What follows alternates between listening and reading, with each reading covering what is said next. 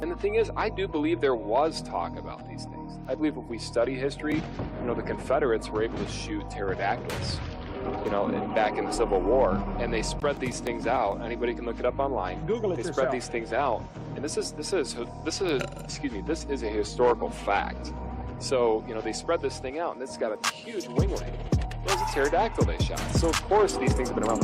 Now, they went extinct, obviously, slowly, but surely. And so, what I'm saying is Jesus wrote a dinosaur to work. That's history. It's in the Bible. How to Train Your Dragon. Historical facts. And if you don't believe it, do your own research. Pull up Google. You'll find the picture, I promise.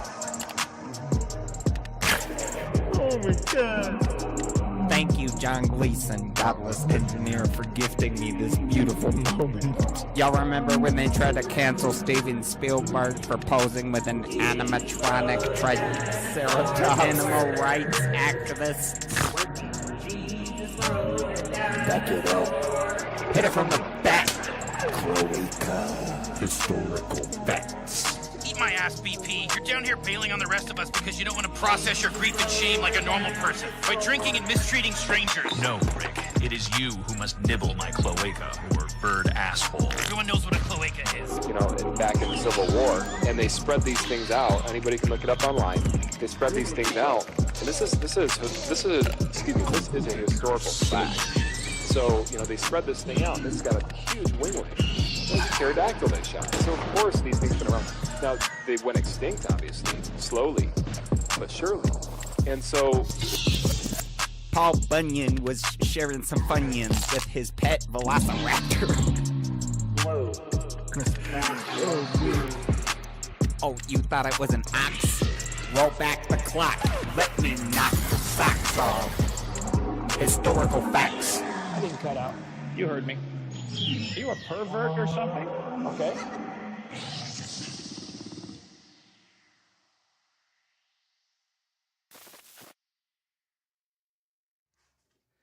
Y'all didn't hear it before the stream, but when Kent Hovind was like, "Are you a pervert or something?" Casey was like, "Yeah," which felt very targeted and accusatory about me being a pervert or something.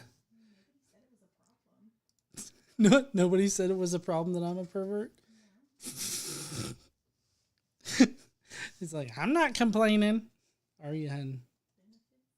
Benefits are. What's up, heathens? How y'all doing? I'm the Godless Engineer, and I critically analyze apologists' claims to give you the best arguments and information so that you can stand up and use your voice. Tonight, we're taking a look at questioning Christianity. They don't really ask good questions, but we are going to be taking a look at their video about why we should even bother with God. And apparently, Christianity, it's better to believe in the Christian God than to not believe in God, is how he views it. And so we're going to take a look at how he comes to this conclusion. If you'd want to fuck around and find out why you should probably believe in God or not, then please stay tuned.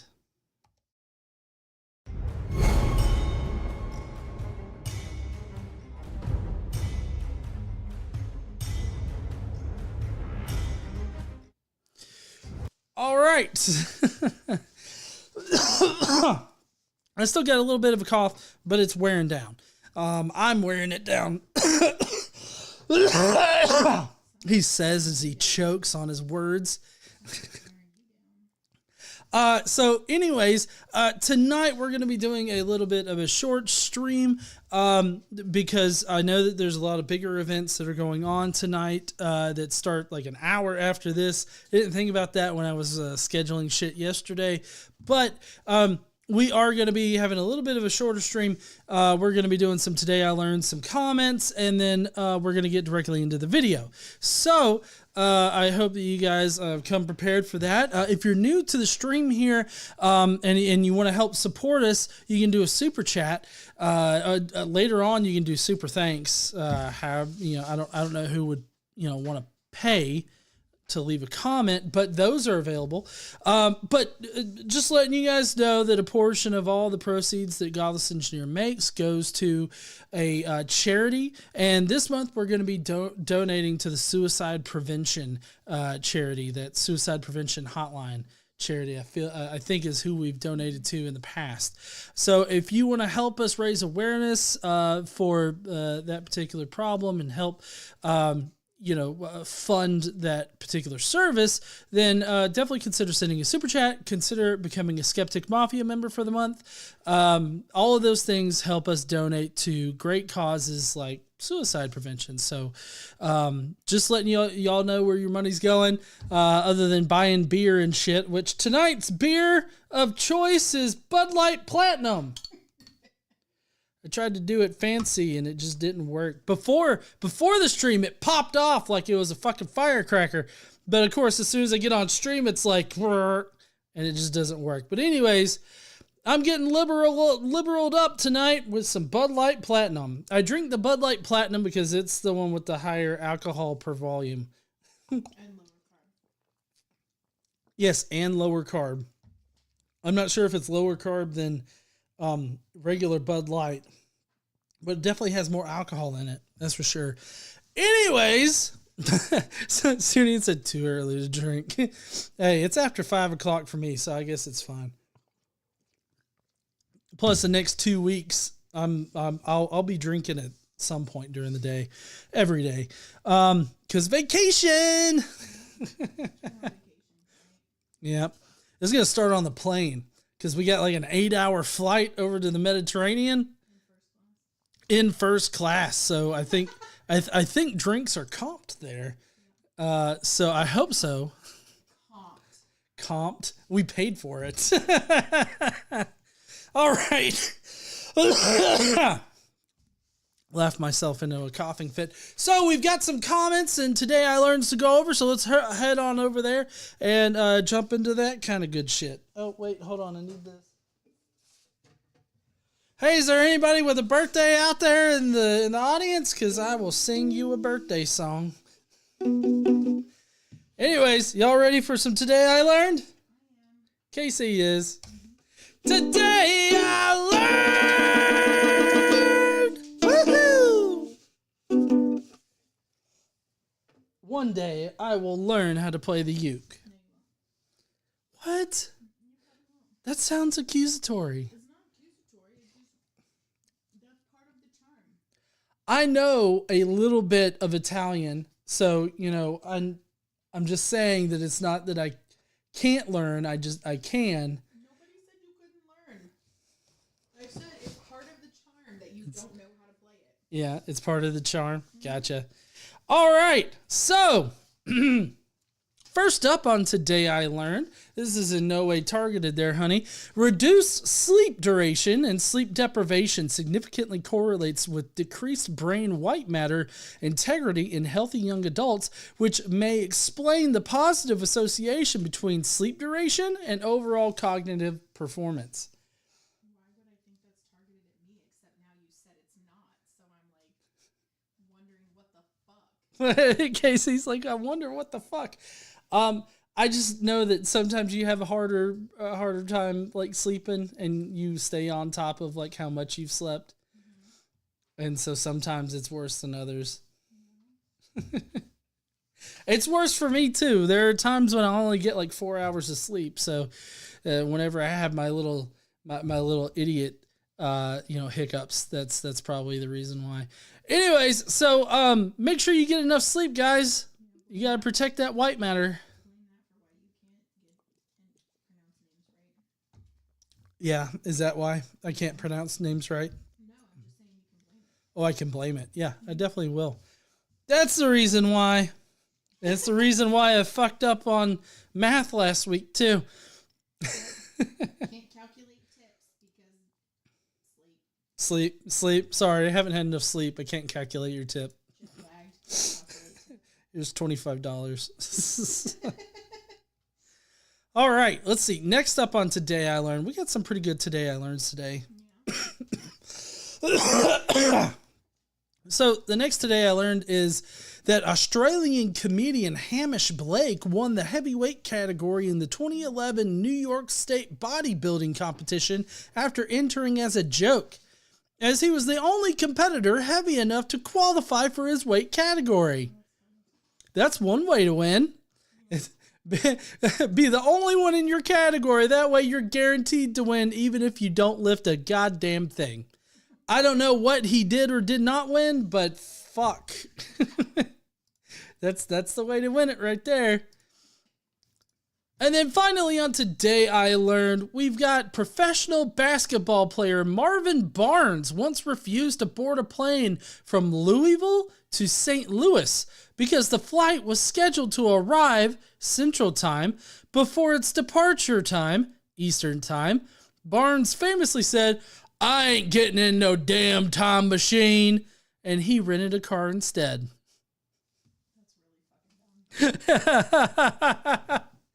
Yeah, it's a little fucking dumb, isn't it? It's a lot fucking dumb.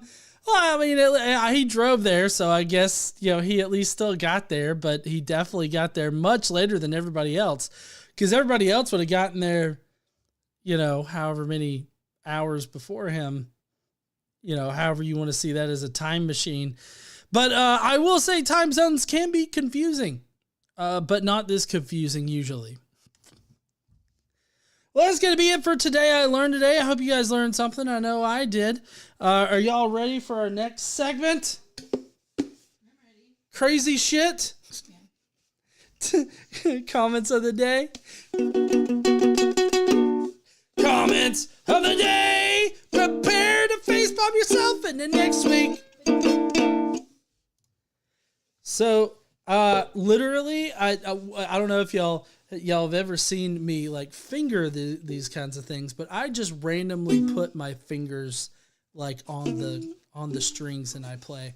There's really no like set rhythm or anything like that, other than when I strum. Like I guess that's the rhythm, but there's no like rhyme or reason to the notes that I pick.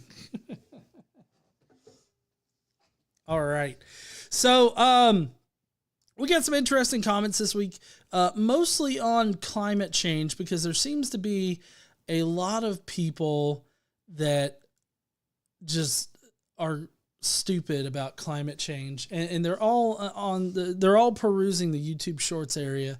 So this guy says solar irradiance. I don't even think that's spelled correctly, but I didn't even check. Total energy from the sun. Sorry, I had to fix something.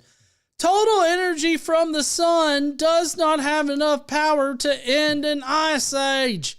Science doesn't know how or why it ended. So, I mean, on the one hand, it's kind of right, because we don't know the exact reasons as to why the ice age ended. Or ice ages in the past ended or anything like that. We do have really good indications of contributing factors, and a lot of contributing factors. So it was no one single thing.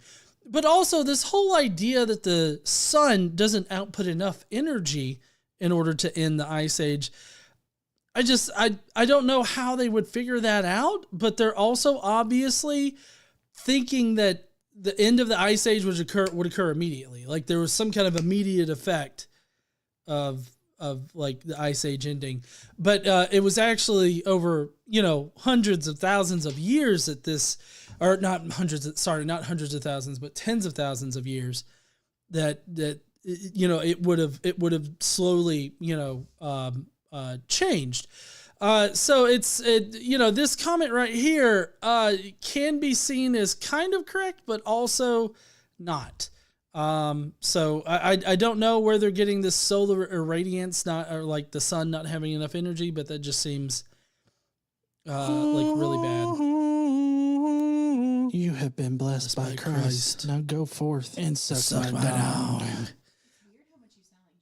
I know, it is weird how much I sound like Jesus, huh? He's a hillbilly just like me, so that's why we sound similar. Funniest story to tell you about my Aunt Carolyn. Uh-huh. And Jesus. Your Aunt Carolyn and Jesus? Do I need to turn on the mic? No, I mean... Afterwards? Yeah. Okay. Nee says one word, albedo. I don't know what that means. Albedo. Yeah, the proportion of the incident light or radiation that is reflected by a surface, typically that of a planet or moon. Oh, okay, albedo. That's interesting. I didn't know the word for that, but I mean I knew about that. I just didn't know the word for it. So thank you there, Nee. Appreciate that. Anyways, yeah, this comment is rather idiotic. Next up is user PWA3FL6RE6W. I don't know what kind of password that is, but they said, my question, what are you doing to reduce your carbon footprint? No AC, refrigerator, lights, cell phone, hit a landline, motherfucker! Don't preach as to what I should do, but lead by example and maybe others will follow. Yeah, maybe. I didn't tell anybody what to do. Like, this is on a YouTube short where I talked about the coming, like, climate crisis. Like, we're in a climate crisis and the coming climate catastrophe. And I just explained how humans are exacerbating the problem of climate change. I didn't tell anybody what to do. I didn't tell you to throw out your refrigerator. You can keep your refrigerator. I don't give a fuck. I really don't give a fuck what you do. I don't give a fuck. I don't give a fuck. That's second week in a row that's come up in this particular section. Oh yeah. I know you say it all the time there, hon. So what am I doing to reduce my carbon footprint? Well, so for one thing, like I opt to not go into the office as much as I can, which you might think, oh, well, that's just you being lazy or you wanting to work from home. And it's like, well, that is cutting down on a lot of carbon emissions. And I haven't been able to get like a hybrid car or an electric car yet, but I do want one of those in the future. I was about to get there. KC has gotten a car more recently and we opted to get a hybrid. And so, that helps with the carbon footprint. Let's see what else helps with the carbon footprint that we've been doing. I mean, we try to, do what we can, realistically and what's within the means of the area that we live in. I don't feel the need to justify myself to this fuck, by the way, but I just started thinking like, well, what do I do? And, I feel like we do as much as we can for the area that we're in. Climate change though, while it is important for people individually to focus on, what they can do to reduce their carbon footprint and everything. It's like, I feel like a major, component of staving off the climate catastrophe that is definitely coming. I feel like, the global community at large kind of has to get on board with stuff. And there's a lot of things that go on that, don't help the situation. But I think that things are getting better.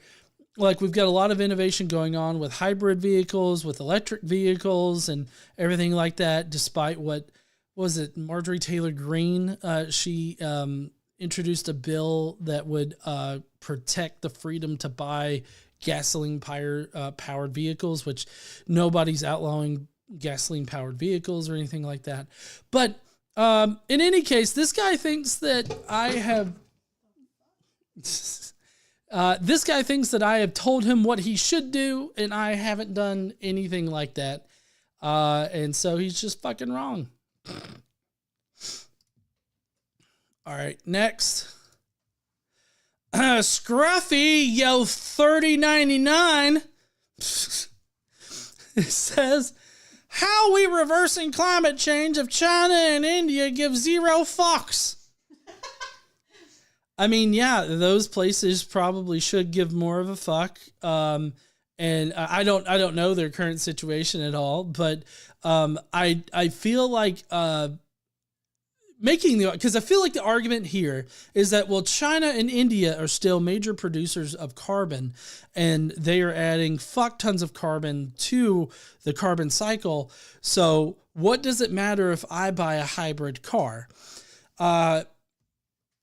I feel like the argument is because they aren't doing everything that they can to change their carbon footprint or whatever, which I don't know if they are or not. It doesn't really matter for the argument, but that still doesn't change the fact that climate change is happening and humans are having an adverse effect on the carbon cycle. Like, we are exacerbating the problem. So this argument right here does not even touch on the actual problem that I mentioned in the short, which is the fact that climate change is being exacerbated by human influence. Don't throw, oh, well, China don't give a fuck, I don't give a fuck. Like, that makes no sense for you to say. It does not dispel the facts that I spouted, and it definitely doesn't help your case. Casey goes, bitch. Thank you, honey. You're so eloquent. Climo the Great. He says, please tell me you've seen lead climate change scientists recently came out to say that the climate change agenda is completely fraudulent. Now, you notice here, you could tell how they're bullshitting. And they don't actually know what the fuck they're talking about, because they vaguely mention a lead climate change scientist. Now, I don't know who this could possibly be, and honestly, I didn't look it up to even try to find out what he could be talking about. Dr. Fauci? I doubt that it's Dr. Fauci. They blame him for everything. But the evidence that has already been presented that shows that we are negatively affecting the carbon cycle and adding more carbon to it, thus causing climate change to get worse and worse.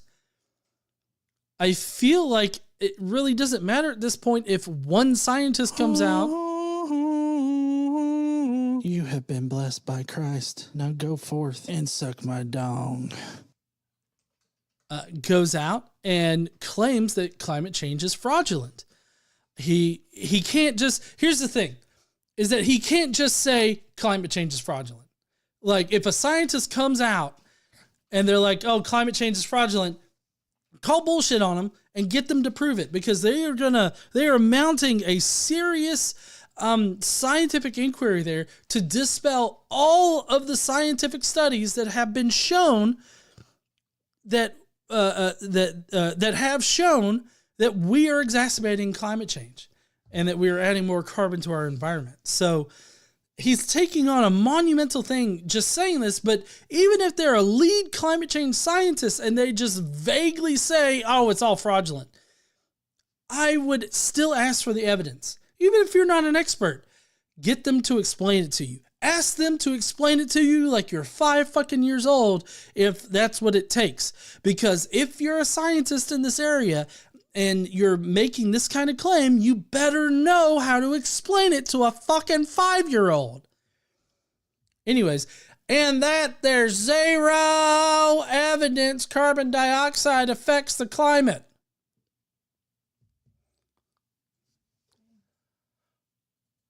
Like, that's just so fucking ignorant of how our planet works.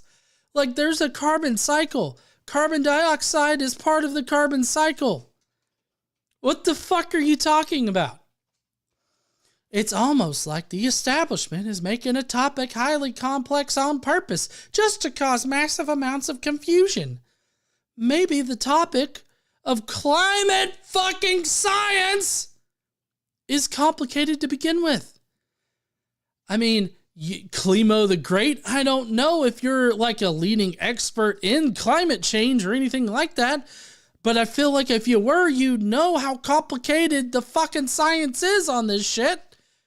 I mean, look, as far as climate and weather, meteorology and all that kind of goes, like when we try to predict where a hurricane's going to go, we have so many different fucking models that we have to put them all on the map, because any one of those models could be the actual direction that the fucking hurricane goes. That's how goddamn complicated this shit is. So don't just sit there and be like, oh, it's not really all that complex. Yes, it fucking is. And if you knew anything about climate science, you would definitely know this. Lastly, before you decide to make a video, do research on both sides of a topic. We get too biased already. We get too biased already. I guess he means individually people are too biased from the start. There's no both sides to human exacerbated climate change. Like human caused climate change and the fact that humans are causing climate change to happen faster and everything. That there's not two sides to this. I mean, it's a lot like saying, oh, there's two sides to whether the earth is a sphere. Like there's not two sides to that particular question, right? That's settled with mountains of evidence, just like human caused climate change. It's settled with evidence. There's not two sides. And I will not acknowledge the other side that's fucking crazy and that sits there and denies human-caused climate change amongst all of the evidence, or in the face of all the evidence that we have, and all because they're paid by somebody to do it. Because there are scientists that are like that. There were scientists that were doing that surrounding the lead and gasoline thing and whether or not the lead in the environment was causing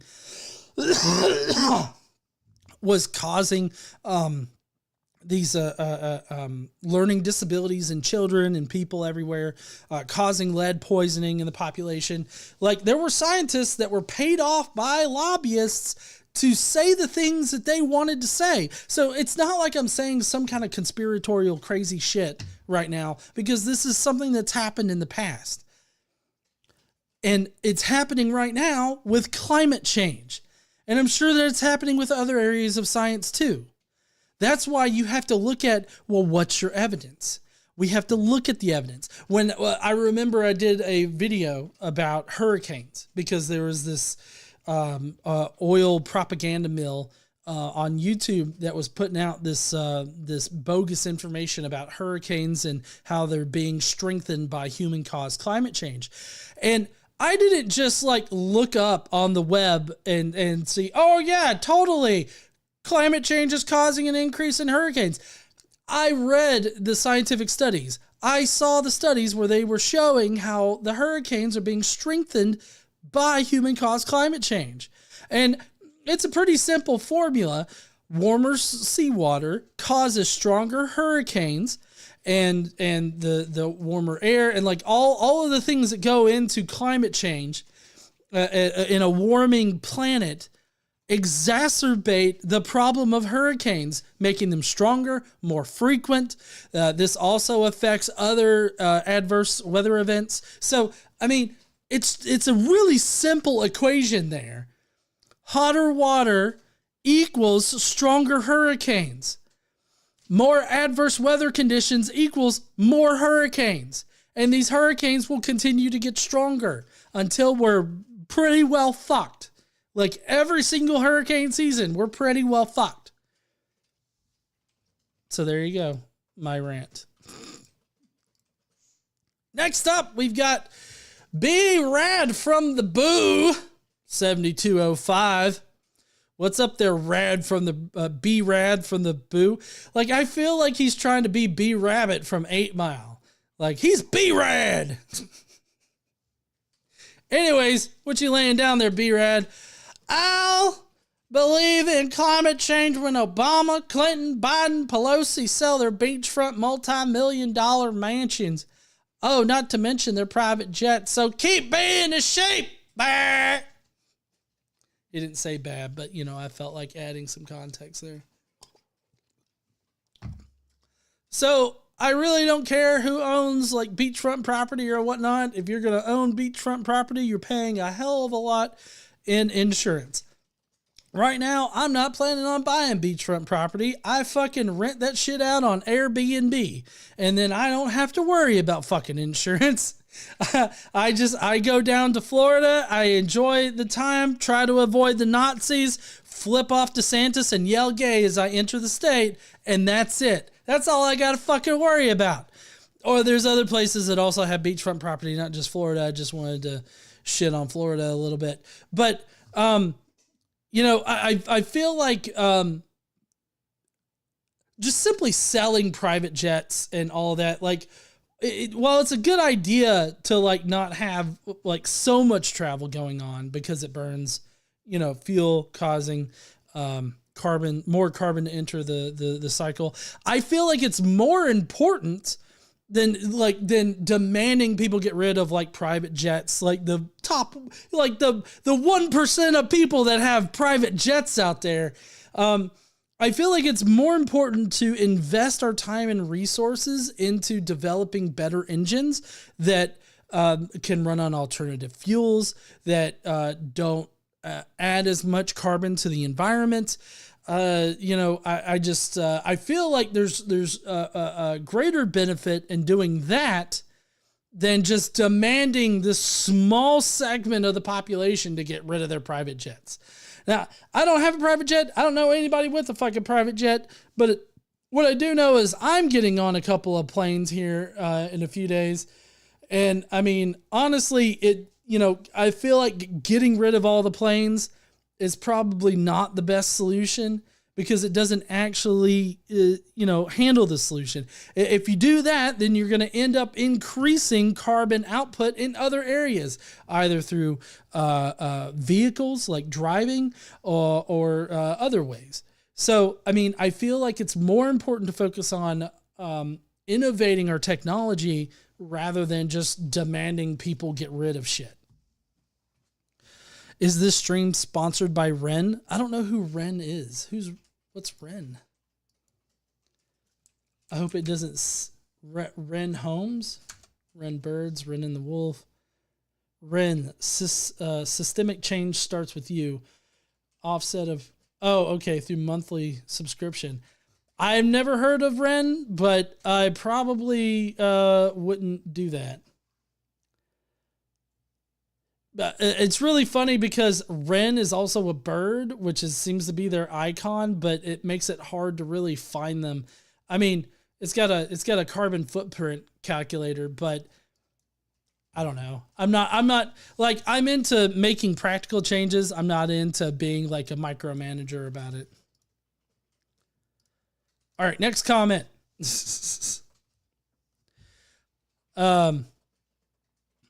John Johnson VX9VD. She is correct. This planet has gone through 3 ice ages and we weren't around then. We cannot control what this planet does or what Mother Nature does, but the crazy left thinks that they can. We cannot. We are not God. Okay, nice run-on sentence there. Well, I mean, it wasn't even like, it doesn't even have a period. Like you got no like periods, commas, anything in it. You managed to add some apostrophes though.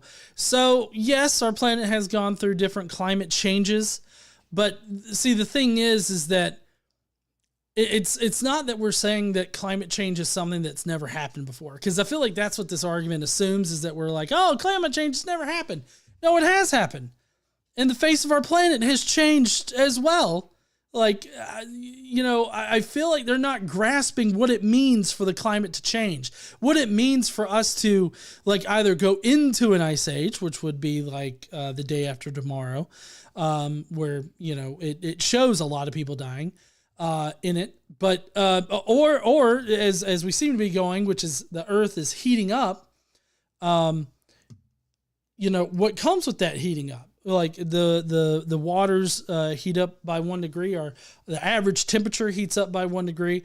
That's gonna mean there's more water in the ocean, which means that the coastlines are gonna recede, and those beachfront properties that we were talking about earlier, they're gonna be gone, and there's gonna be a lot of people that are displaced DeSantis probably won't have a state really to govern, in this particular scenario. So, like, they're not even concerned with the actual problem here.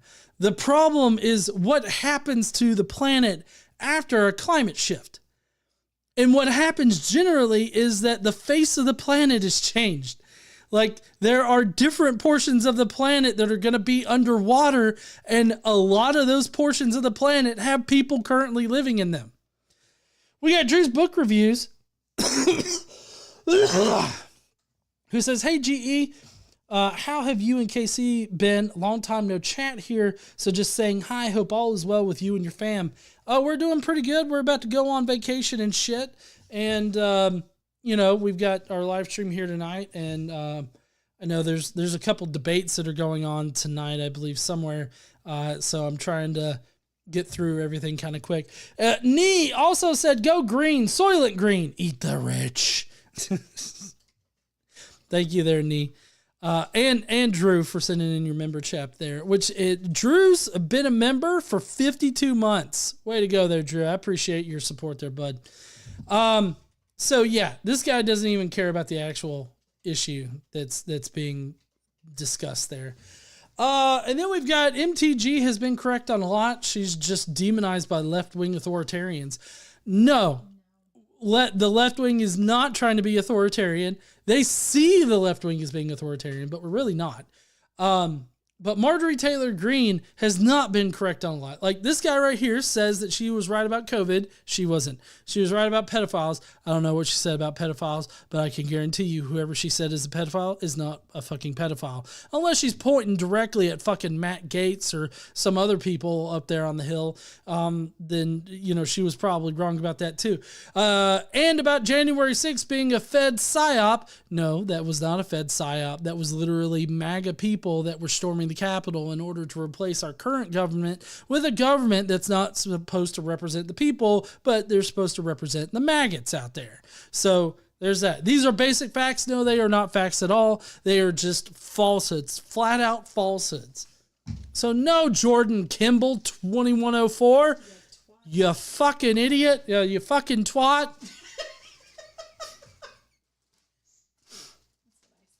Yeah, I know. The person who's in the chat, don't call names. I'm like,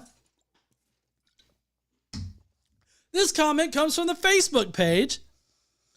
It's Ram Doyle, who says, "God is so merciful that he created a hell called atheism. The choice is yours. You want hell? It's yours."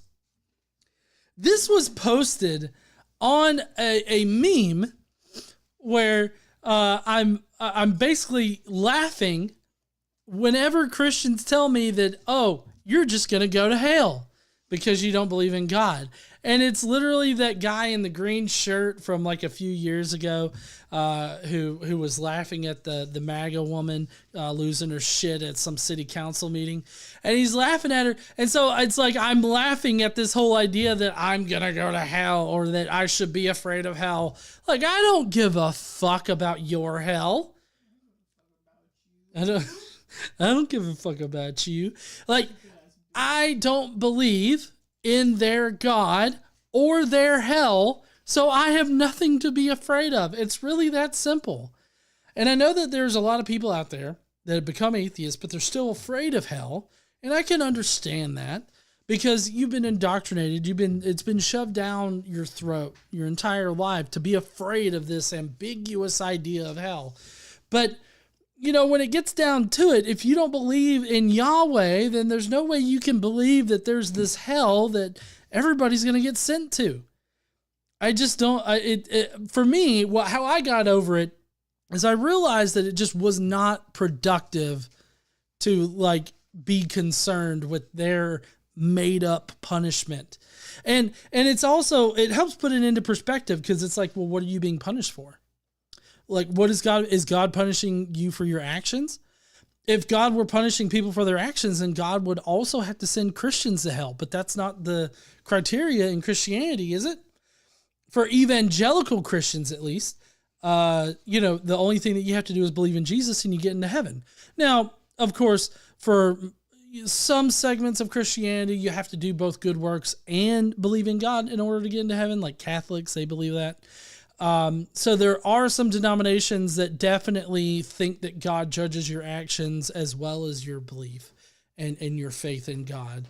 But most people that are going to be commenting like this are not going to be of that crowd, because the only thing that they want you to do is to believe in their magical wizard in the sky.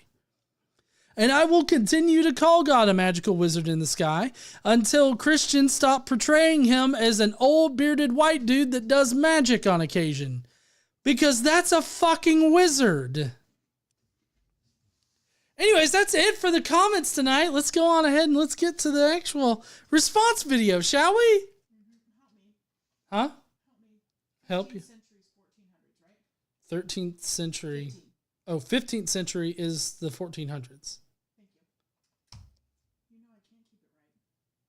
I get you. It's always century minus one. All right. So we're getting on into the video. It is a little bit of a long video. It's like 7 minutes long.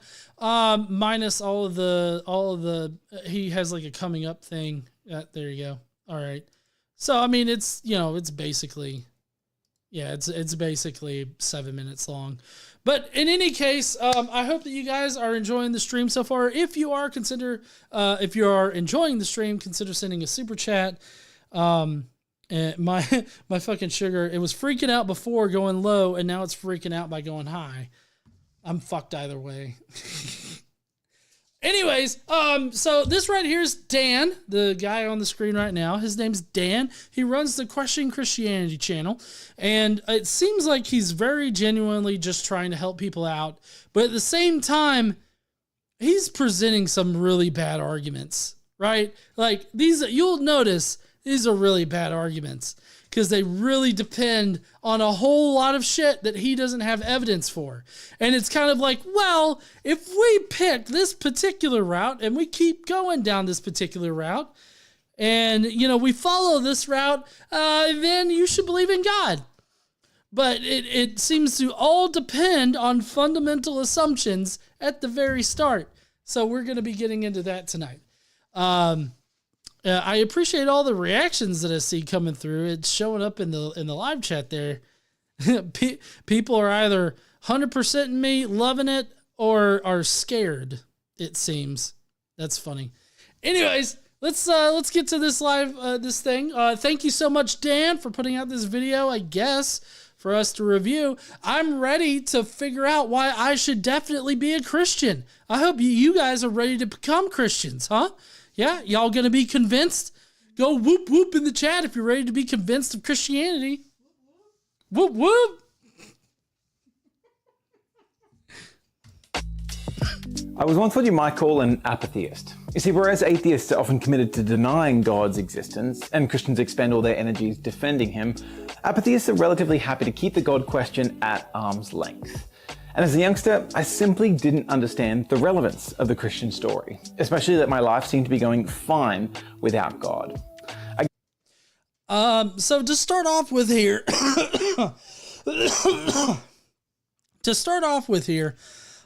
I do have to say that I find myself in the camp of not really giving a fuck about God. Like in my daily life and everything like that, I really don't give a fuck about God. What I'm doing here on this channel is not really caring about God. Like, I don't care about God.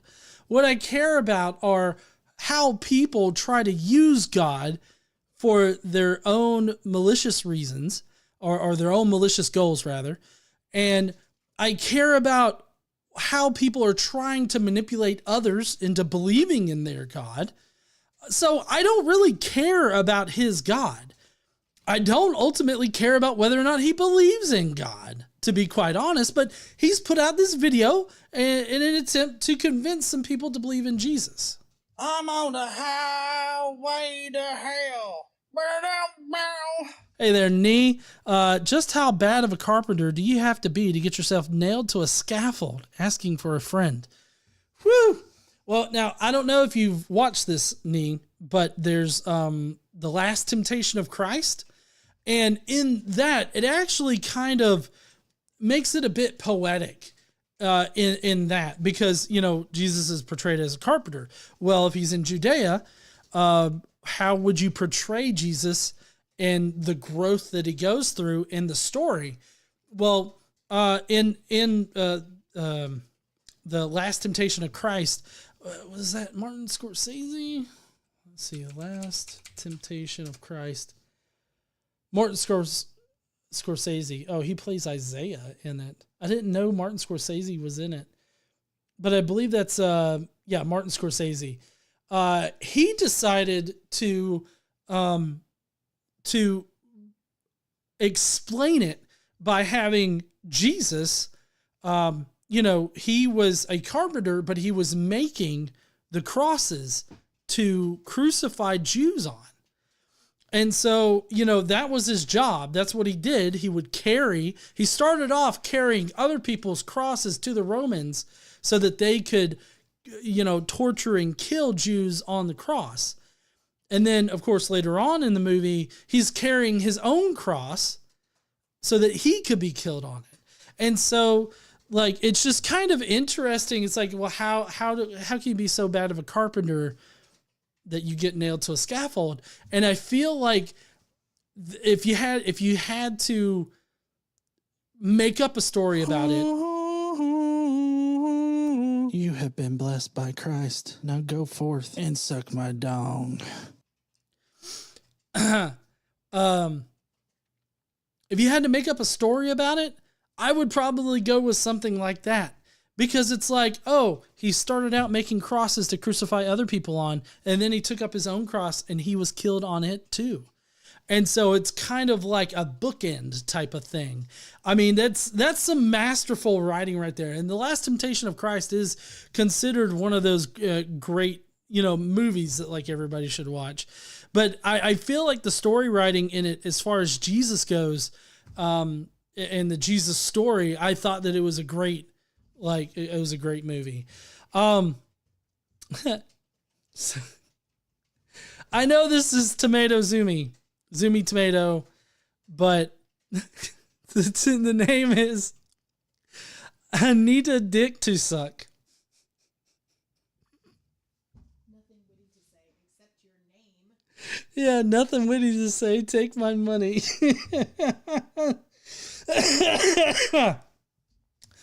You know what? Actually, I think that's the name that Lauren Boebert gave when she went to go and see Beetlejuice. Oh, yeah.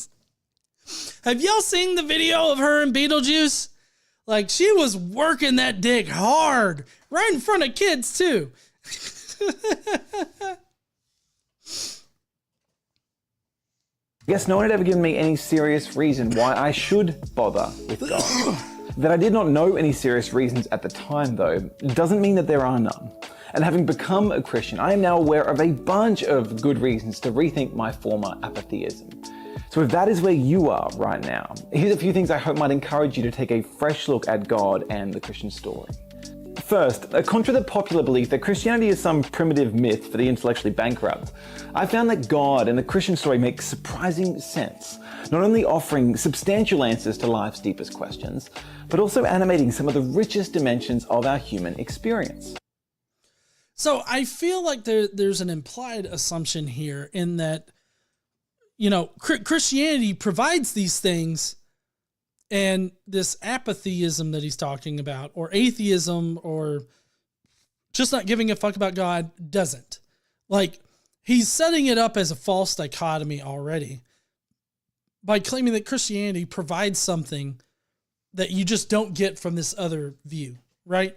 When in actuality, not giving a shit about God can actually provide, or at least not provide, but it can make way to have those exact same things that he's talking about here.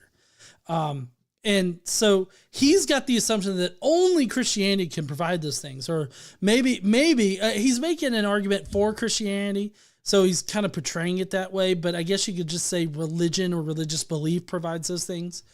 But that would still be a false dichotomy because it totally ignores the fact that people are perfectly fine without God. You see, without stifling any form of scientific inquiry, the Christian story provides the foundational explanation that behind the material universe lies an eternal mind.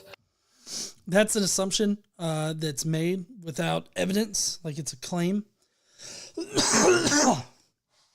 There's no evidence that there's an eternal mind behind the universe. And it's also somewhat circular because you have to assume that Christianity is true in order to get evidence that there is an eternal mind that proves Christianity true. So you have to assume Christianity is true in order to get the evidence that Christianity is true. And so he's already setting this up in a really bad way by using a circular reasoning fallacy and a false dichotomy. He's also presenting a straw man as if to say that any alternative view or the alternative view of not caring about God can't provide these answers, or you can't find these answers without God. When in actuality, we can explain the universe as far as we can, like not completely. I'm not saying it has a complete picture. But we can understand the universe without God. We don't need a God. Like, he's making the assumption that we need a God. And that human beings are purposefully made in this God's image. Bullshit. Provide evidence for that claim. The claim being that we are made in God's image. If we are made in God's image, why in the fuck was the first thing that he did convince somebody to cut off the tip of their dick? Like, if we're made in God's image, is God not circumcised? Or was that a pact that he and Moses made and Moses just automatically assumed consent from everybody in history?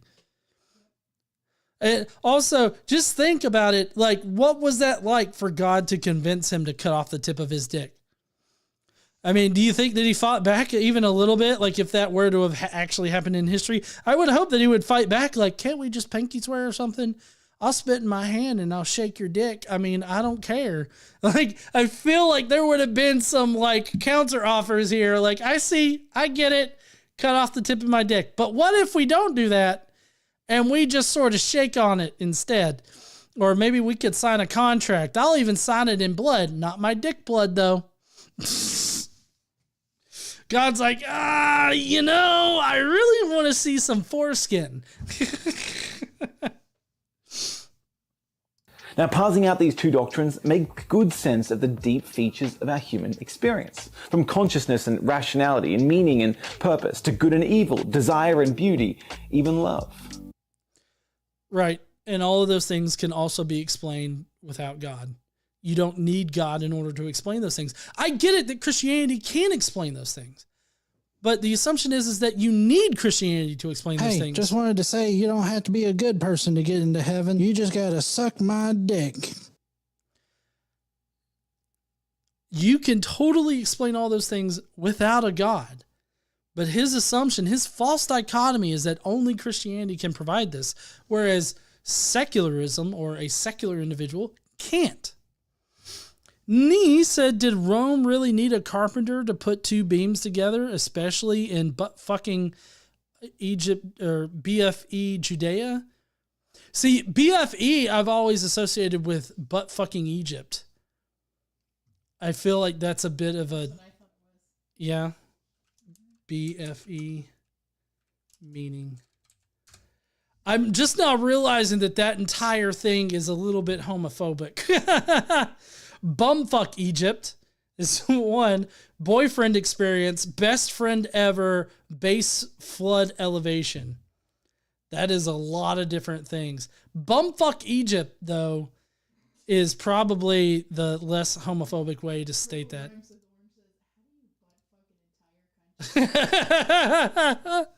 Ask Donald Trump. Donald Trump would definitely know. Anita Dictasuck says, got a tip for the whole circumcision thing. Read Galatians 5:12.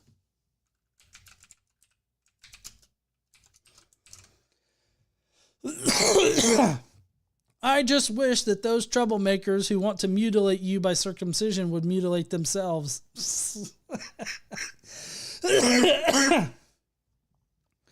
Oh, another translation is, why don't these agitators, obsessive as they are about circumcision, go all the way and castrate themselves?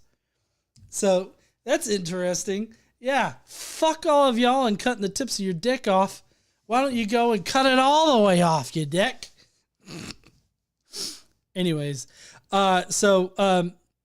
especially in bumfuck Judea, there must have been an imperial edict to hire only union labor. I mean, maybe. I mean, I have no fucking clue. I don't know who produced crosses for them. I mean, honestly, I figured that they probably would have just cut down 2 trees outside of Judea or something like that. Or maybe they reused crosses. I mean, like, you don't have to worry about sanitary conditions, right? I mean, you're just, torturing and killing people. By comparison, though, these features are enormously difficult to account for on a purely secular register, at least without being significantly diminished or explained away as illusory, effectively annexing some of the richest parts of our humanity. In fact, the surprising explanatory power of God in the Christian story, that's what prompted C.S. Lewis, having converted from atheism to Christianity, to pen some of the most insightful words in his corpus. I believe in Christianity as I believe the sun has risen, not only because I see it, but because by it I see everything else. What's up, heathens? I just, real quick, want to let y'all know about a new Christianity's claims. You should take the Christian story seriously. Woo! That's KC's money. Woo, that's KC's money. I totally fucked all that up.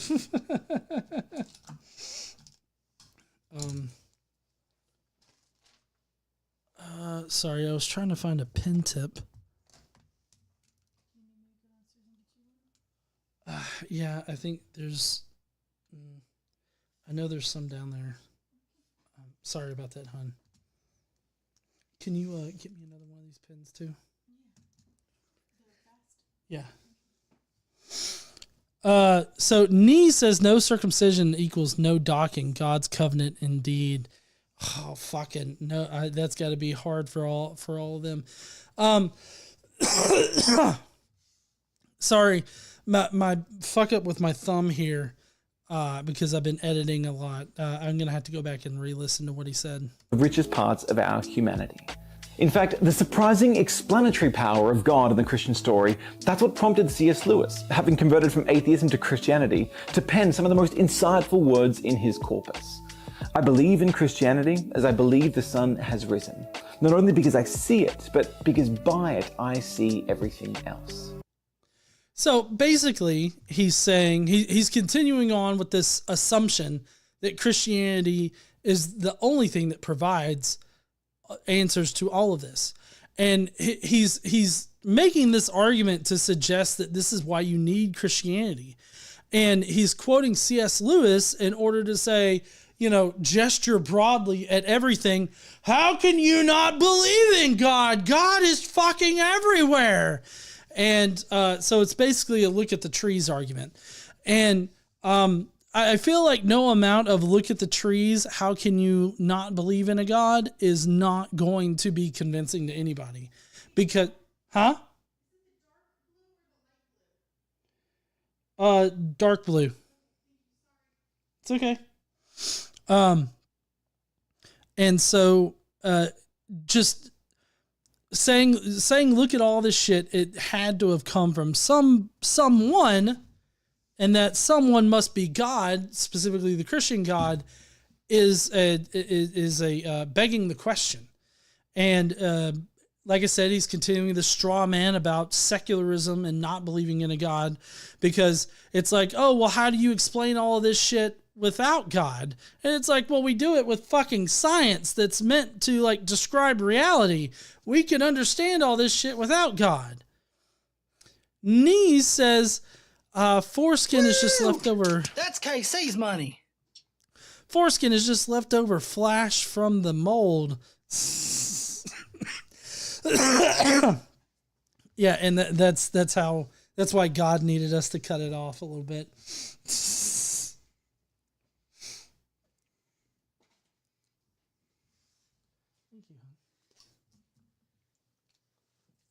some more for your little thingy.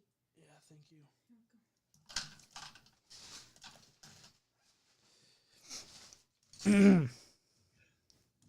We got a new member. Woo! New member.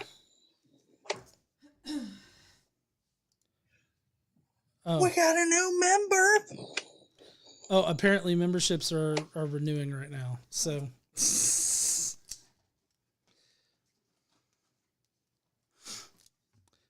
so sorry everybody. I gotta handle this real quick.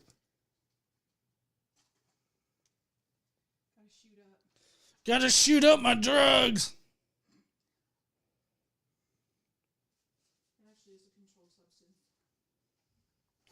Oh, I know. It's a controlled substance. So, and I mean, that's kind of bit me in the ass a little bit because I would have run out of insulin, and it's like, I need insulin. Well, you need a prescription. Fuck. So let's, I don't think I got any more. Okay. So let's continue. Basically, C.S. Lewis was gesturing broadly at everything. Look at the trees. And he thinks that this is a very good argument. I feel like it's not. See, in effect, Lewis argued that beyond the direct evidence for the truth of Christianity's claims, you should take the Christian story seriously because it sheds light on the whole landscape of reality and lets you navigate through life with perspective. As long as that perspective is right up the taint of God, like, I feel like it's definitely a limiting perspective, and the only perspective you get is of God's taint. Like, that's the only thing that you get to see in that perspective. It doesn't open up everything to you. Like, if anything, it shuts you off from a lot of different things in this world, as denoted by the history of Christianity and their persecution of people that, are just trying to do fucking science and figure shit out without the need of a God and without concern for a God. So, I mean, does it really open up everything to you? I mean, the things that he's mentioned so far, sure, Christianity can provide you with an answer, but they're all God-centered. Like I said, it's directly up the taint of God. So if you care about answering life's deepest questions, and if you want to know how to navigate reality well, then God is worth it. The second... No, God is not worth it, because in Christianity, the paramount thing is God. Believing in God and worshiping God and doing things that God wants. Not things that you want or that would better humanity. If you redefine what better humanity means, I guess it could be something that betters humanity, but that's not what it generally means. To better humanity, you'd have to do things regardless of whether or not a God exists, and you're just focusing on the well-being of humans and other conscious creatures, I would say. But, I feel like him saying, oh, well, Christianity is just the better way to go, which I feel like is essentially what he's saying here. That's to say that the most important thing that should be in your life is God. And anything that you do, you should first run a check to see if it's okay with God. I feel like if you do that, you'll be in a lot of fucking trouble. Jonathan Hanachek says, hey, GE, how many universities are out there compared to religious universities or whatever you call that bullshit? Because that's the real truth on Christianity, in my opinion. Yeah, I mean, there are a good number of religious universities. There are, I don't know what that ratio would look like. My guess is that because of religion being such a powerhouse in building those educational institutions, that you're going to find that a lot of universities are affiliated with a certain church or religion. So I wouldn't be surprised if it was like a bigger number than you would expect. If the Christian story is true, then we all have a terminal condition, one from which only Jesus can save us. And, that's so fucked up. Like, I don't understand that kind of logic. Like, we all have a terminal condition. Oh, fuck, we do? Oh, only Jesus can save you. What the fuck? What do you mean only Jesus can save me? I mean, I don't understand how Jesus' sacrifice saves me from anything. I mean, I understand it under the Christian idea that we're all born sinful and that we all need a savior, and that savior is Jesus. I get the logical progression in that, but it all hinges on if Christianity's true, which I don't think that it is. I would consider myself a Gnostic atheist on this particular position, because I feel like we can know that God in the Christian religion doesn't exist.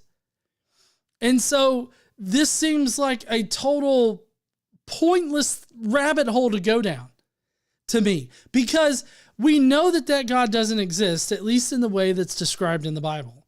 And if it's not the way, if he does exist, and it's not the God of the Bible, then it's some different other fucking God, and we have no fucking clue as to what's going to please his taint. Okay? So, you saying that Jesus is the only is the only cure for this terminal condition of sin, which is what he's getting at here. We all know that's what he's getting at. Christianity or Judaism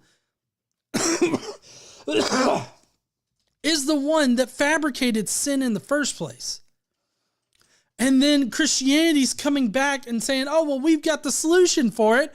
God copy and pasted himself on the earth and then killed himself. And then he's like, oh, okay, well, as long as you believe in that bullshit story, you can get into heaven. And it's like, what the fuck? You created a problem and then solved your own problem only so that you could sell this religion to people and get them to blindly believe in it.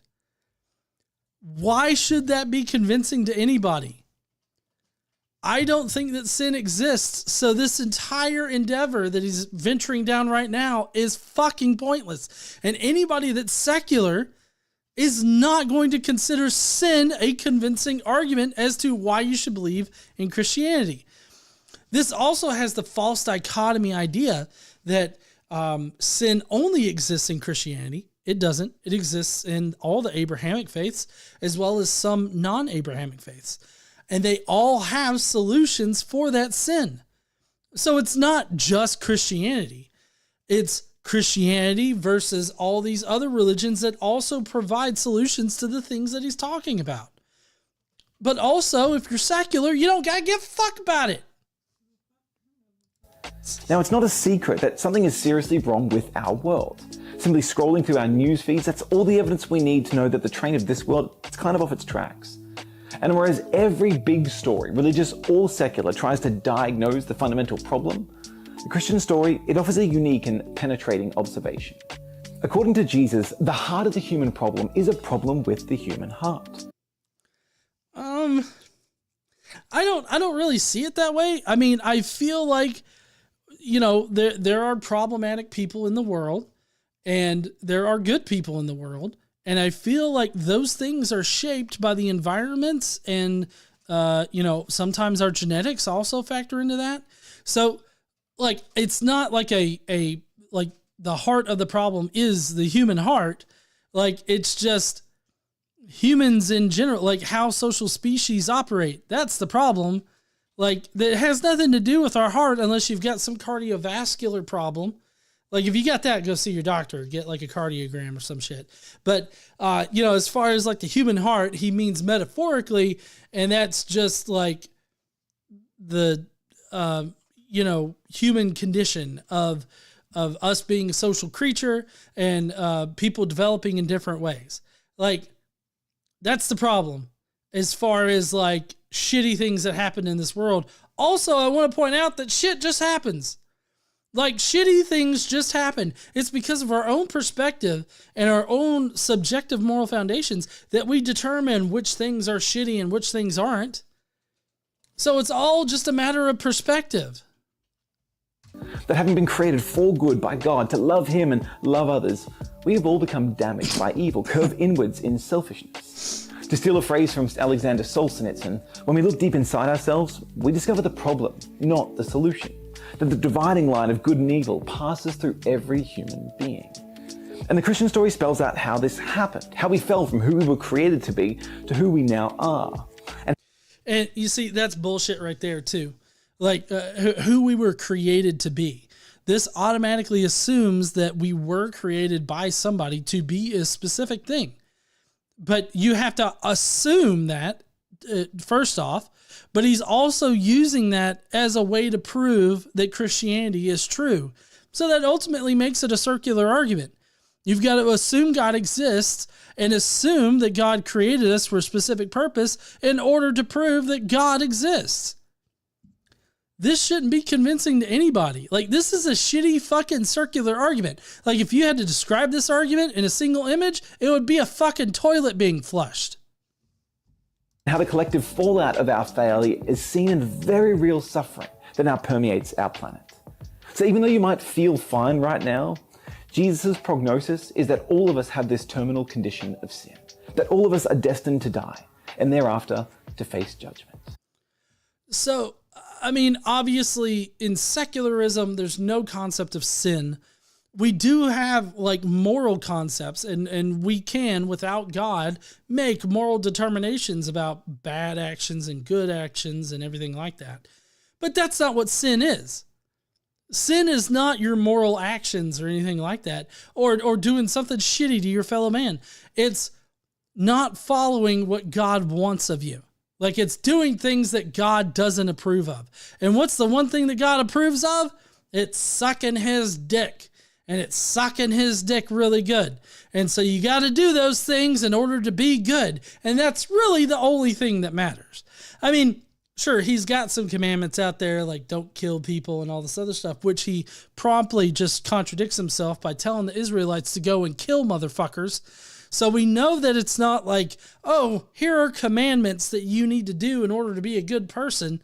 It's like, hey, these are things that I want you to do, but also forget about all that shit when I tell you to go and do that shit.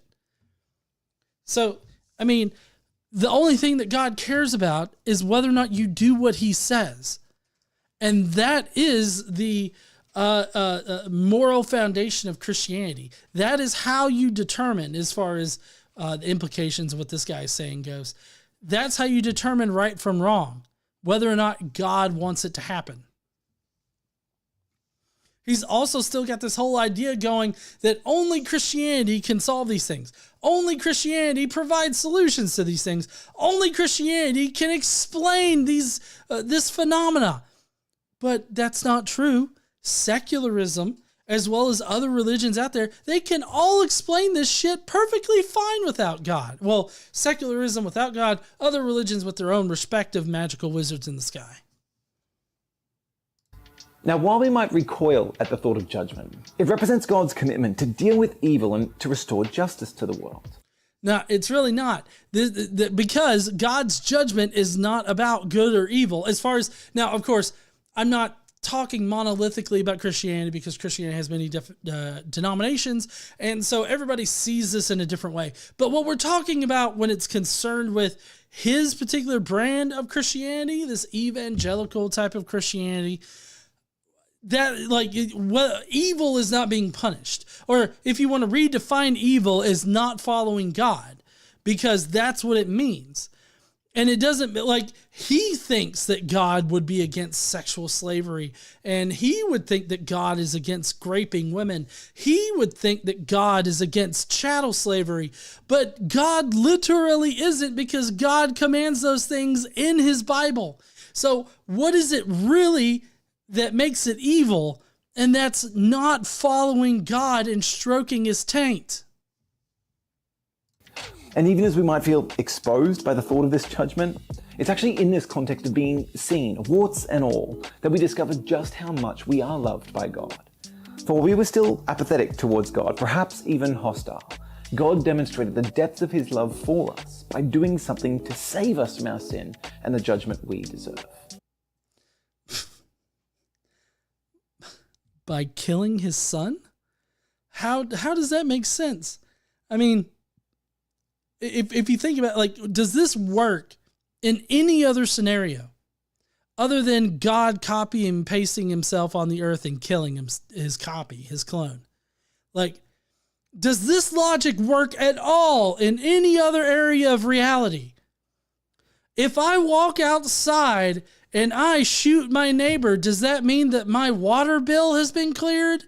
Like, if I go outside and I light, my lawn on fire, does that solve any kind of problems? Or if I do anything of that sort, does anything happen other than I have killed somebody or I have destroyed something? Like, it doesn't absolve anything or anything like that, which, I mean, of course they would say, well, you're not God. I'm like, okay, sure, I'm not God. But I would also say that that's a positive thing because, yeah, if I were God, I know that I have full control over the entire universe. I made this motherfucker. I can do anything in it. I literally created a Sarlacc pit in the middle of the desert just to swallow up a whole bunch of my own chosen people because they were being dicks and they weren't following me. Yeah, and I'm a little bitch. So, I mean, I know that I can do anything. And it doesn't take me killing somebody in order to get me to just hand wave away sin. I've never understood the concept of killing another person in order to change God's opinion about sin. Because prior to this, like, God required you to, like, kill small animals, burn their entrails to, like, ash, just so that he could smell it. It's like he's working at a fucking Jimmy John's and he's like, I just want the smells. I have free smells. I just want the smells. And like, I don't understand how this death absolves anything about sin. Like, I know that it's about sacrifice and all this other stuff, but I mean, that still has no bearing on reality. Like, it doesn't absolve the person that killed their mother or their brother or their sister or any random person out there. Like, because Jesus died on the cross, that means that you're okay for killing your mother? Like, how does that make sense? Like, in God's eyes, you've repented, so you're fine. What the fuck? Like, is that justice? In this hypothetical situation, is this justice? Like, if you go before the court and you're being charged with murder, but the judge is like, oh, but this guy right here says he'll take your place, so you're fine, you're free to go. Like, is that how our legal system works? Like, I don't think so. And I feel like our legal system is far better situated than God's system. And I mean, that's like, whew, our system is shitty, right? But God's system is shittier. God suffered. At the cross, Jesus offered his life as atonement for our sins, condemning evil while securing forgiveness to all who believe. And through his resurrection from the dead, Jesus secured the cure for our terminal condition, offering a resurrection unto eternal life to all who believe. How does that solve anything? I mean, he came back to life. He claims that we're going to be brought back to life later, as long as we blindly believe in him. I mean, it all rests on whether or not the Christian God exists. And we already know that the Christian God, as dictated by the Bible, does not exist. Because as dictated by Christianity, this God has to be all loving. God has commanded the taking of chattel slaves, sexual slaves, and the senseless genocide of entire people groups. There's no way he's omnibenevolent. Okay? There's just no way. And I mean, that's just one particular argument against the God of the Bible. But, knocking that one thing down means that the God described in the Bible just simply doesn't exist. And at least in my view, like, I'm not saying this is any kind of philosopher or any kind of fucking shit like that. Like, just in my very simpleton engineer view, I can't say that God works if he's broken in that kind of fashion. Like, that fails. It fails the quality control check for fucking sure. Nothing could be more relevant. Eternity quite literally hangs in the balance. Third, and simply put, God is far better than anyone and anything else that we have.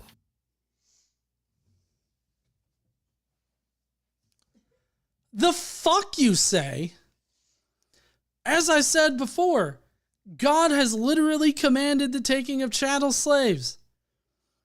Like this abhorrent thing that we all recognize as abhorrent, he's commanded that. And, here's one thing that I can definitely say is that God has commanded a genocide of an entire people group except for the young virgin girls, and commanded that those young virgin girls be taken into sexual slavery. That's Numbers 31. God has specifically commanded, not only in Numbers 31, but also passages like Deuteronomy, Deuteronomy 20 something, like 2018 or something like that, and 1 Samuel 15, 3-4, that you have to kill everything in these towns, which includes babies, which includes small children, which includes any woman that has known a man's dick. Like all of them get put to death. God has commanded this, but God is supposed to be all loving. And also, would this kind of bloodthirsty dictator really be worthy of worship? Like, can you really say that somebody that would command you to go over to the next town over from you and kidnap all of the small girls that are virgins, that have either yet to enter puberty or have entered puberty but has not had sex yet, take all of them and force them into marriages? Can you say that anybody that would command that is far better than anybody that exists now? Putting it into that kind of perspective, putting it into that kind of context, like I feel like no rational person would be like, oh yeah, I'd totally follow that fuck. Totally. Like the only people that would say, yeah, sure, I'd follow that are people that are a bit fucked up. Like either in their philosophy, in their methodology for life, in their morality, they're fucked up in some kind of way. It's so fucking ridiculous to me that there are people out there that are like, oh yeah, God's better than everybody. The fuck are you? Have you read the Bible? But I don't think you've read the Bible. Maybe you should go back and read the Bible.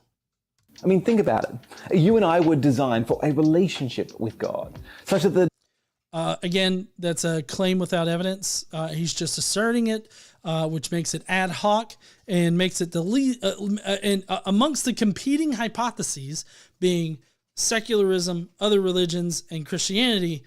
This would take it down a peg on the likelihood of it being correct. By adding ad hoc claims to it that you're not supporting with actual evidence, you're actually doing harm to your own hypothesis. The contours of our human nature are never satisfied without knowing him. The contours of our human nature can be explained, and there's like a whole fucking field in order to explain it, like psychology, anthropology, like there's several different fields of science that are geared towards describing the contours of the human experience. So don't sit there and fucking tell me that Christianity is the only one with the fucking answer when your particular religion tells Israelites to go and murder small children. The contours of human fucking existence. Give me a goddamn break. But that may not stop us from trying. And as something of a cautionary tale to this effect, an entire book of the Old Testament, Ecclesiastes, it tells the story of a king-like figure who, like many people in our world, tries to fill that God-shaped hole with someone or something else. He recounts his extensive romantic and sexual exploits, women, the vast projects that he undertook, work, the riches that he accumulated, wealth, and the pragmatic insight he acquired, wisdom. And in the end, his conclusion was that none of it ultimately satisfies. In the end, living for this moment is an empty philosophy. For if this catalogue of experiences is all that there is before time and tragedy takes us, and that the sands of time will even wash away the memory of our existence, then anything we do is a chasing after the wind. So basically, he's putting up, I feel, and correct me if I'm misinterpreting what he's saying here, I don't think that I am, but he's basically saying that it's either Christianity or nihilism, and like vacuous nihilism, like the nihilism that would inform you that like nothing matters. It's like, this very I guess, kind of nihilism that wonders why we even, why it exists in the first place. But so that's a false dichotomy, because that's not what it's like, because he's automatically assuming that there's nothing to enjoy in this life without God. That's what he's saying. And I feel like that's just a dumb as fuck thing to say. And it's really uninformed, because outside of God, after I left religion, I found so much more value in this life. Like him saying, oh, you can't feel anything. You can't fill this void in you, this spiritual void, with anything but God, specifically his God. But I feel like if you're in the position where you don't feel like you're filling yourself with meaningful stuff, and that God seems like a happy alternative to fill it up, I feel like that speaks to probably a deeper issue that you may need to seek professional help for. And I'm not trying to be derogatory about that. I think that there are plenty of people that are going through that. Like they just don't feel fulfilled in life. But I feel like that speaks to a deeper issue that can be resolved through counseling or therapy or a psychiatrist. Like I've been to a therapist and a psychiatrist to help with my issues, and they were incredibly helpful. They helped me develop the tools so that I can live a fulfilled life and I can feel better about myself. So, I mean, him suggesting that God is the only solution just totally shits on all of the fields that are hoping to explain this contour of the human experience, but also that provide solutions for those particular issues. Instead, he would rather you take the newspaper and cover it and put the newspaper on top of the proverbial vomit so that you can just mask it with God. And that's what he wants you to do. That's not solving the issue. That's not solving the problem. That's covering it up so that you can deal with it later. But this insinuation that, anything in this life just doesn't matter unless we believe in God and we get an eternity afterwards, I feel like that highlights how not valuable this life seems to be on the Christian worldview. Because this life right here is just a stage until we get to the afterlife. And it seems like whenever we get into these topics, these Christians are always just waiting to get to the death part. Like they're just sort of buying time in order to get to the afterlife. And I see it differently than that, because I don't want to bide my time until death. I want to live my life to its fullest and do everything that I want to in this life, enjoy myself before I die. Like I don't want to put all that stuff off until I die, because even on the Christian faith, after you die, it's not like you get to go to some magical place where you get to do all the things that you missed doing in this life. That's not it. You get to go and you get to praise Jesus's taint for eternity. That's what you get to do. And that just doesn't seem appealing to me. Everything is meaningless. Nothing ultimately satisfies. And as we continue to get older, we realize hedonism has diminishing returns. He said hedonism, as if just enjoying yourself responsibly is somehow hedonistic. Is that how you would describe it? Like hedonism. Hedonism, the pursuit of pleasure, sensual self-indulgence. The ethical theory that pleasure, in the sense of satisfaction of desires, is the highest good and proper aim of human life. I mean, I feel like there's a difference between hedonism and enjoying your life responsibly. I feel like hedonism is enjoying your life and taking pleasure in life, but unregulated. I feel like that's the insinuation there. And maybe I'm wrong about that. Maybe I have a totally different concept of hedonism, but it seems like the difference between the what I'm talking about and this hedonistic lifestyle that a lot of Christians want to portray it as is unrestricted, unregulated.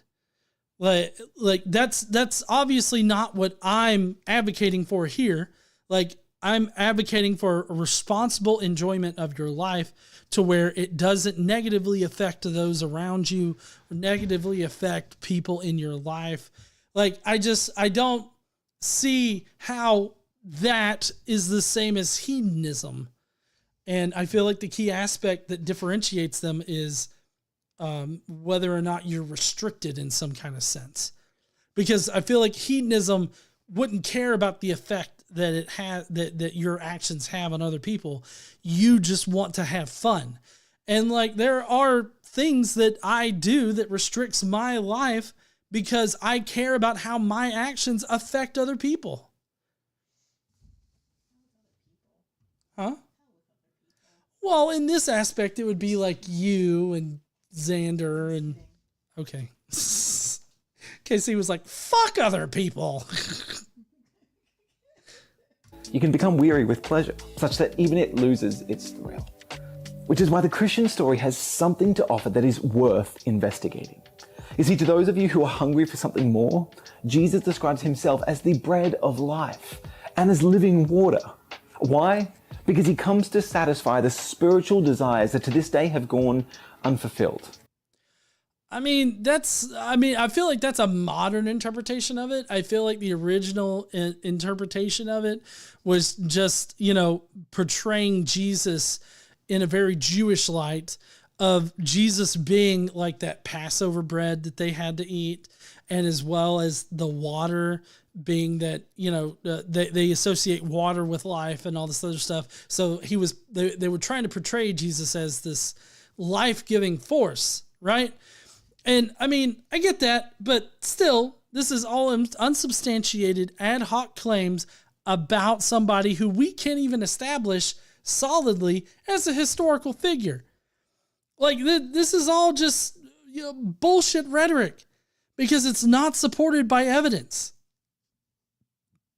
He's also still only portraying Christianity as the only one that can solve these issues for your life. You can find secular solutions for these issues that he's talking about. Opening up for us a rich door of spiritual dimensions to life, which is what he spoke about when he referred to offering life to the full. You see, God and God alone can satisfy these deep, otherworldly hungers that are at the core of who we are. So a story that makes sense of life's deepest questions, a cure for our human condition, along with the deep purpose and peace that comes with knowing God, that's what makes it worth it to bother with God. But the thing is that it all depends on an ad hoc claim about God, but also a plethora of other ad hoc claims about Jesus and about the Christian theology. And so none of this is supported by evidence, which if it was supported by evidence, sure, I would acknowledge that his God exists and Jesus exists and does all these things. Sure. But if you're stacking everything on if this is true, it's like, okay, well, if it's true, sure. What evidence do you have that it is true? And they won't give you a solid answer for that, obviously. But what he's essentially doing here is saying, well, Christianity provides these solutions, secularism doesn't, therefore you should be Christian. Which is a false dichotomy, for one, because there are other religions out there. And it also presents a straw man of secularism, meaning that secularism, you can find solutions to all the issues that he's talked about in this video without a God. So, I mean, he's trying to portray his religion in a positive light, but at the same time, I think you should be wary of people that don't provide evidence for the claims that they make. Like, I could point you to any number of places to find ways to like solve these issues. Like, you could call the Recovering from Religion Foundation and you can talk with somebody there, a professional, about these kinds of issues that you might have that he brought up in this video. There's several other institutions out there with which you can call and talk to about these things without worrying about God. You could also book an appointment with your local therapist. I'm sure that you can find through Recovering from Religion, you can definitely find secular therapists and psychiatrists and all that. Like, they have a list of secular doctors for your area, so you can go and check them out. And so you without the need of God, you can find solutions to these issues. And I'm substantiating this by pointing out resources that you can use to accomplish that. All he is saying is, well, if my God exists, then these things, so therefore my God exists, and you should believe in him, is essentially what he's doing. But beyond what God gives to us, the ultimate reason why you should bother with him is because God is worthy of your worship. I mean, consider the sheer size and wonder of our cosmos. Now, don't just gesture at everything and be like, can you believe all this was done without God? Holy shit, suck his taint. Like, that's not convincing at all. But also, God is worthy of worship? No. The Christian God is definitely not worthy of fucking worship. The Christian God is a bloodthirsty, jealous, genocidal, and shithead of a God. I am telling you exactly how I feel about his particular version of God, and he doesn't want to admit it, but his God is a pretty big shithead. He commands things that are just abhorrent and that nobody now would ever consider to be a good thing, but they want to convince you that it is a good thing or that it was done for good reasons at one time. Is there ever a good reason for kidnapping small girls and forcing them to get married? Like, is that ever a good thing?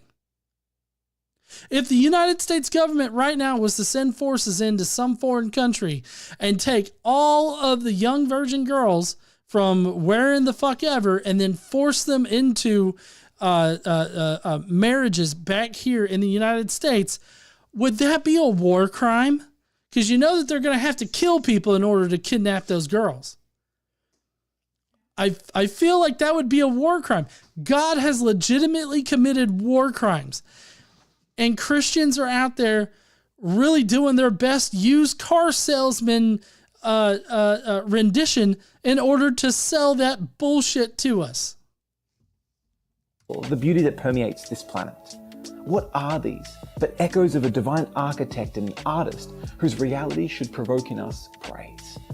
And I simply cannot imagine hearing about how this transcendent creator has become human to suffer and die for me without that stirring some deep desires to do something in order to express profound gratitude.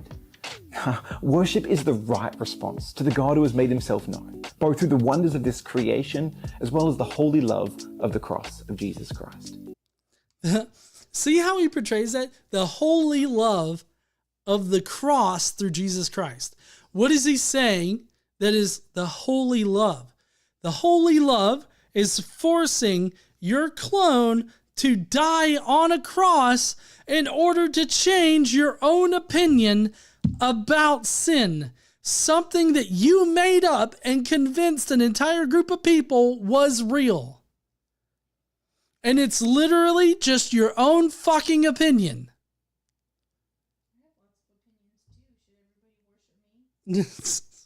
I mean, I kind of worship you.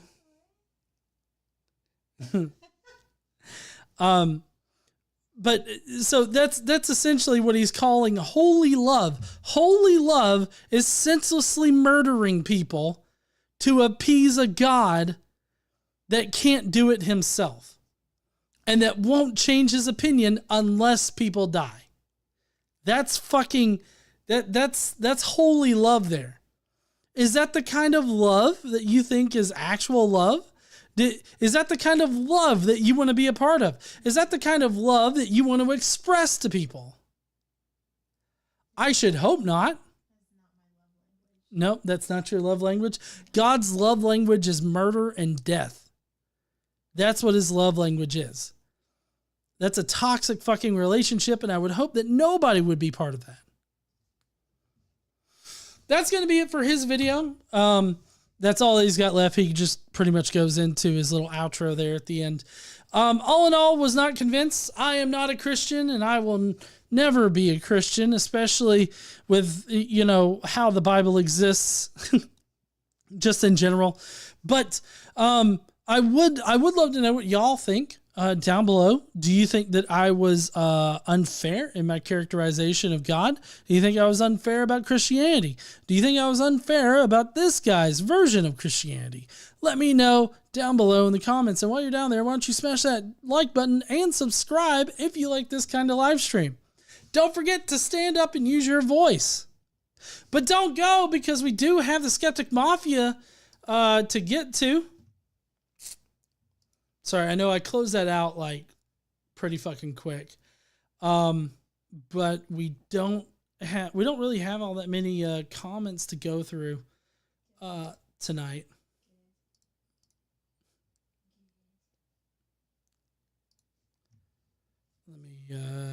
Let me get this set up here, and we'll go ahead and address. There we go. Ninjester says, I choose the Flying Spaghetti Monster and Lisa the Rainbow Giraffe. They're much better fantasy stories. Both of those would be far better than his God, that's for sure. Drew's Book Review says, I have not commented for a while, but might actually be able to join at least at some point during the stream tonight. Anyway, I just wanted to say Christianity does not have explanatory power over reality. Full stop. At least no more so than the Cosmere, a fictional universe in which the god Adonalsium was shattered into pieces, called shards, in the beginning to create the different magic systems or powers on different worlds in the Cosmere, which, let's face it, is a better version of the Big Bang than physics shows us, lol. Come to think of it, that is a far better explanation of reality than Christianity, or at least a far more awesome mythology, lol. The point is that, like the Cosmere, it's a fiction. It did not happen. Christianity is a cool story told poorly. Suffers from a lack of character development, archaic and contradictory writing, with far too many plot holes, poorly thought out magic system, and a poor execution. It's just not a well-told story, let alone true. Anyway, heathens, see you at some point tonight. Until next time, keep on reading. Thank you there, Drew. I appreciate you. Next, we've got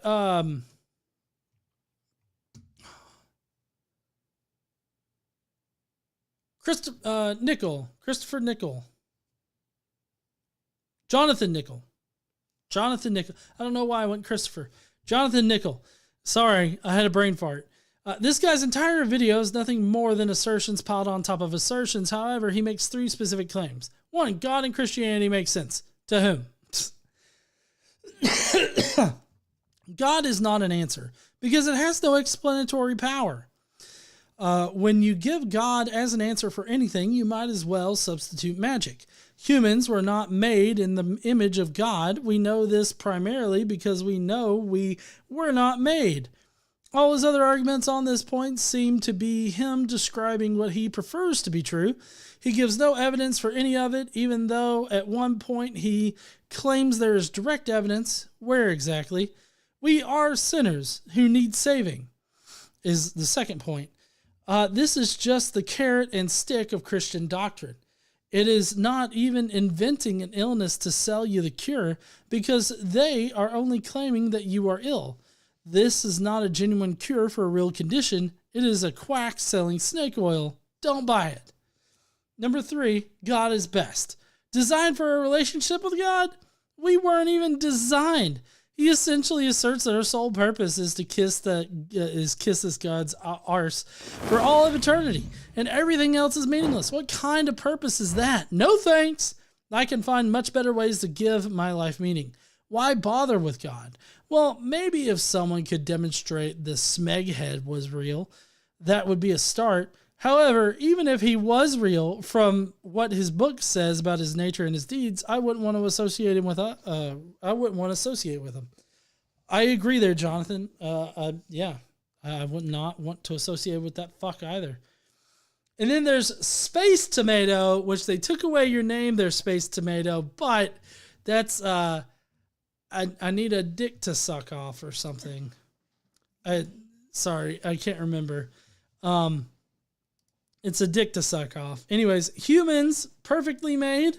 Then why is the breathy hole the same as the swallowy hole and the talky hole and the blower I think I'll stop at that.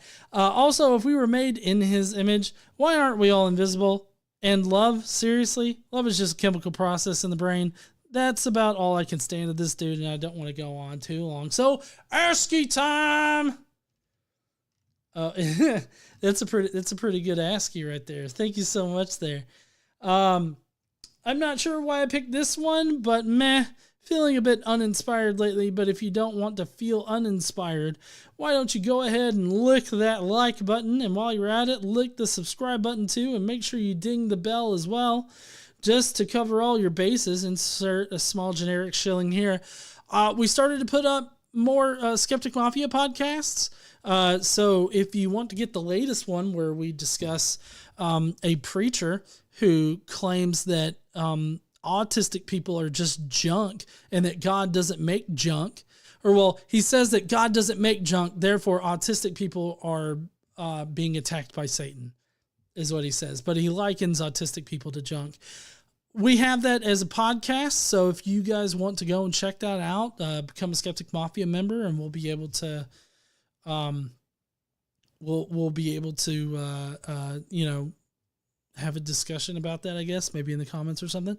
But anyways, Tomato continues with, and remember the rules. Casey is always right. I will listen to Casey. I will not ignore Casey's recommendations. Casey is God. If this ever happens again, Casey will personally rip your lungs out. That's what it says. That is all. Eat your fruits and vegetables and drink some fucking water. And that seems to be it for the comments. Awesome. So there we go. I need a dick to suck. That's what it is. Not to suck off. That was a little bit too much. I need a dick to suck.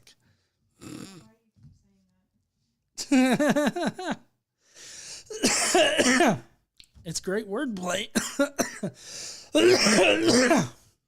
So, a little bit of house cleaning here right at the end, but we're going to be going on a 2-week vacation.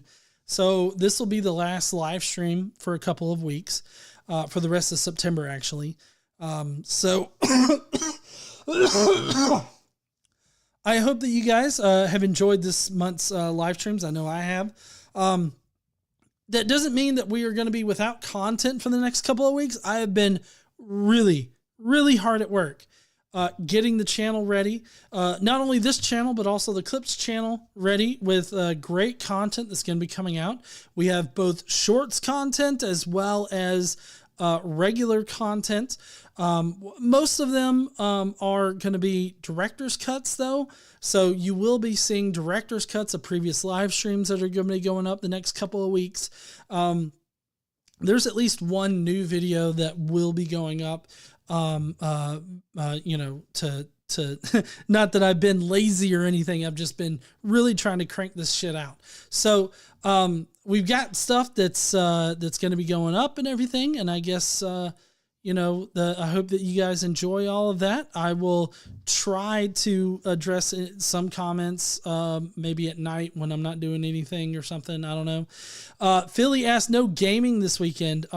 Maybe not. I don't know if I'll have time tomorrow to do any kind of gaming. I know that I've been really sporadic with that lately, but been really focused on getting the channel ready and everything like that. So I'm going to go on ahead and get out of here, which record time tonight, not going over and anything like that. And, I guess I will see you heathens later. Zumi or Tomato Zumi, whatever, says you need to get Starfield. I do have Starfield. I've been playing Starfield. I've got about 30 hours of Starfield, which is not as much as some people out there, but I have been playing it. So I plan on playing it a whole lot more because I won't have like any actual channel work to do. I'll have a lot of free time. So I'll be playing that. But in any case, I never have free time. It is going to be weird for me, but I mean, you've got us pretty planned up the first couple of days, and then after that, we're just sort of exploring the world. So, I mean, I've got shit to do. Anyways, I guess we'll see you heathens later. I'm actually going to go and play some Starfield. I'm just not going to play like on a stream or nothing. And I thought that, I hope that you guys have a lovely weekend and everything like that. And I guess we'll see you guys on Monday. Bye, heathens. Oh, shit. Don't forget to stand up and use your voice. Bye, heathens.